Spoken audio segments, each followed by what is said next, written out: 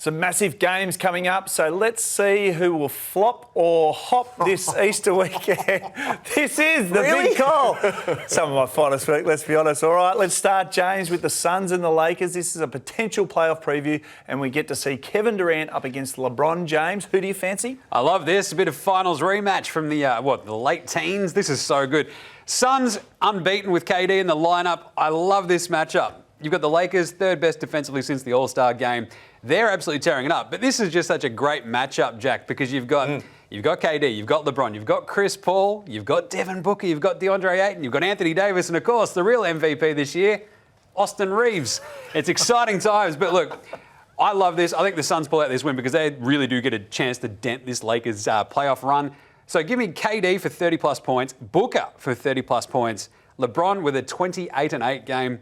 AD has been absolutely tearing it up. He had a run of 4 games where he went over 37 points in a 5-game stretch. Incredible stuff. Give me 30 points and 12 rebounds for him as well. But they're just a little bit lacking in terms of depth, and the Suns win that one. What do you reckon, Jack? I thought you might have snuck some dimes in there for your multi for LeBron. He had 11 dimes the other day to go with his 40 points.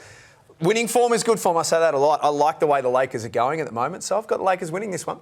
All right, Jack. The Raptors have lost 4 of the past 5 against the Celtics, but surely they're going to go hammer and tong Saturday to make the 8th seed. They should be, but you've got to remember who they're playing. It's good for the Raptors. It might help Nick Nurse keep his job next season, but I'm just not sure it's enough to get the result here. I think the Celtics are going to be too strong. I don't know if Nick Nurse wants that job. Well, next maybe. Year. I think he's basically already out there shopping for houses in Houston. He's like, nah. You know how cold it is in Canada? He's like, nah, I don't want to shovel snow anymore. I'm out here. I'm going to Houston.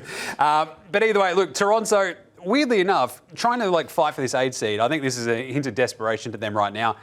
8 seed, you get the double chance in the play-in, right? You don't have to just, lose, you're out. You get that double chance. It's so crucial. If they have to basically win out to get above Atlanta, I think they really push this Celtics team. I think this Celtics team might be a little bit like, let's cruise into the playoffs. We get a week off basically next week.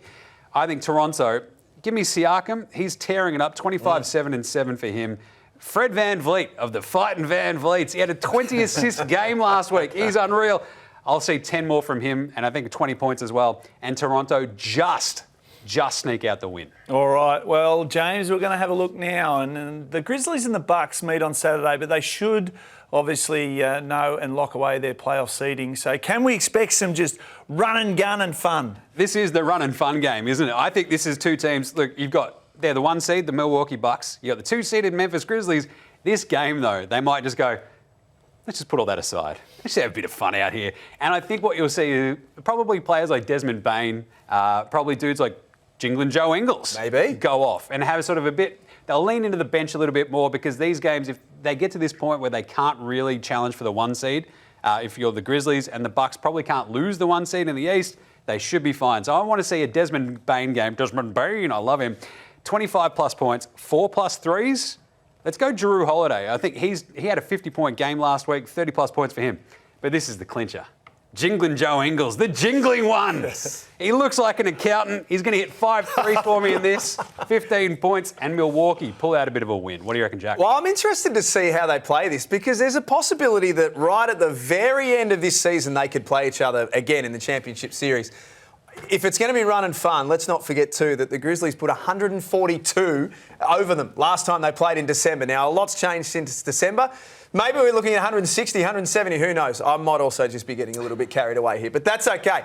I honestly don't know which way this lands, to be truthful, but I'm just not sure that whatever we see, it's either team at 100%. They're going to hold a little bit back. Are you literally saying you just want to see both teams have fun out there? Yes. All right, good. Basically just play an all-star game. I love it.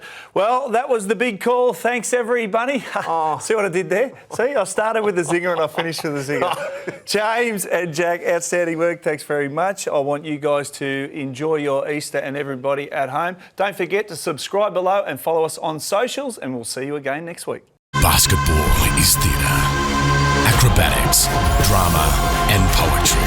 Basketball is everything. That's why we've made a betting brand for basketball fans. That's better. Chances are you're about to lose.